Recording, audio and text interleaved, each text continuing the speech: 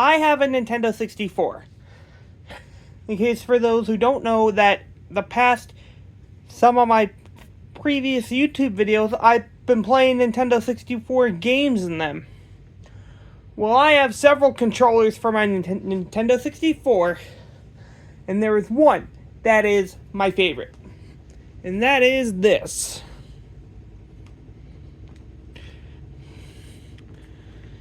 This is the Hori Pad Mini 64, and as you can see, it's a small little controller, 2 handles. At the back, Hori Pad Mini 64 this is. And to be honest, I absolutely love this little thing. While it is a little cramped in your hands, I absolutely love it because it's fun to use. Here is a regular Nintendo 64 controller. See what I mean? There's quite a difference in size, how many handles, etc. While with the regular Nintendo 64 controller, you're mostly holding it like this. Like this, yeah. Well, this fixes that as you're using most of the controller, while this, when you're holding this, like this, you're only using about half the controller for most games, though some games do use the D-pad, and while I don't mind using the D-pad on this, it can be awkward because of how close the D-pad is and the placement and the B and A buttons like this. So it wouldn't really... So while I don't mind using this for D-pad games, if you're planning on playing Kirby 64 or other games that use the D-pad, I just recommend using an OEM controller like this. And on the back, you also have your accessory slot to put your accessories like your controller packs or rumble packs in. I've heard this doesn't work with the transfer pack like for the Pokemon Stadium games, but I don't have a transfer pack, so I can't really test it. And I got this in red. And also, if you're wondering where the Z buttons are, the Z button is, it's right here. These two little, right here where my fingers are, these are the Z buttons. These are L and R, A, B, C left, C right, C up, C down, start, D-pad, thumbstick. Now the thumbstick. It's a pretty good thumbstick. I mean, not the best in terms of quality, but it's pretty good overall. The sensitivity's pretty good. Been able to play all my games with it just fine, including some of them which have precise sensitivity.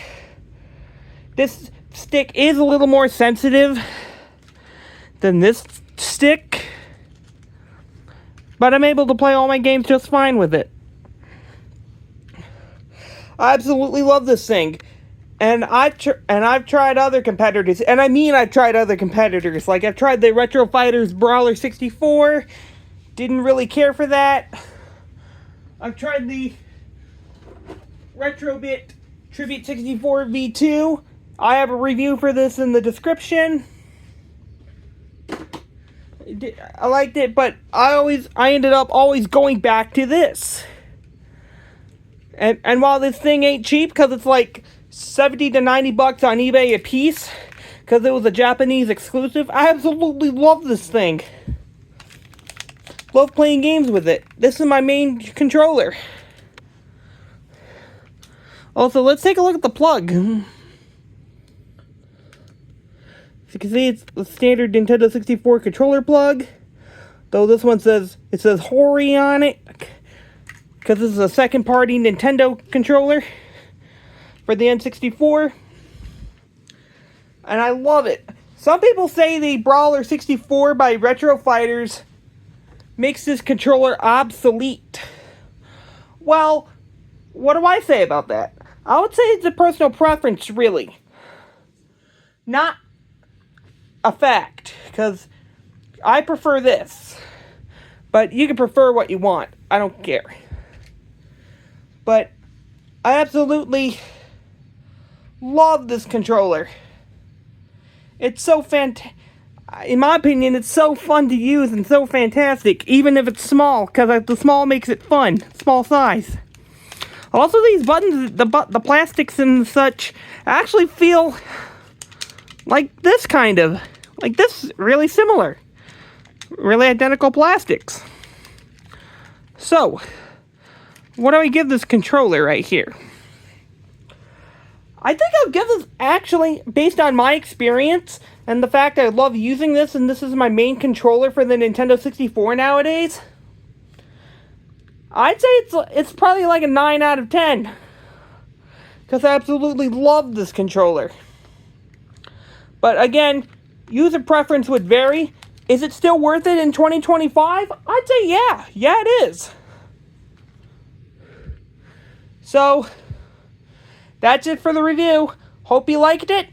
Please comment, share, subscribe, like. I'd really appreciate it if you do all that. And also be nice in the comments. And I'll see you later. Bye now.